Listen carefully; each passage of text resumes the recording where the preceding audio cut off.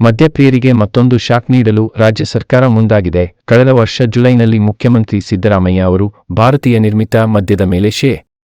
20% ಮತ್ತು ಬಿಯರ್ ಮೇಲೆ ಶೇ. 175ರಿಂದ ಶೇ. 185ಕ್ಕೆ ಹೆಚ್ಚುವರಿ ಅಬಕಾರಿ ಸುಂಕವನ್ನು ಹೆಚ್ಚಿಸಿದ್ದರು. ಈ ನಡುವೆ 2023-24ನೇ ಹಣಕಾಸು ವರ್ಷದಲ್ಲಿ ಕರ್ನಾಟಕ ಅಬಕಾರಿಯಿಂದ 36,000 ಕೋಟಿ ರೂಪಾಯಿ ಆದಾಯ ಗಳಿಸುವ ಗುರಿಯನ್ನು ಹೊಂದಿದೆ. ದಯಮಾಡಿ ಪ್ರೀತಮ್ ನ್ಯೂಸ್ನಿಂದ ಎಲ್ಲರೂ ಶೇರ್ ಮಾಡಿ, ಲೈಕ್ ಮಾಡಿ, ಸಬ್ಸ್ಕ್ರೈಬ್ ಆಗಿ. ನಮಸ್ಕಾರ. ಎಲ್ಲರಿಗೂ ಒಳಿತಾಗಲಿ, ಎಲ್ಲರಿಗೂ ಶುಭವಾಗಲಿ.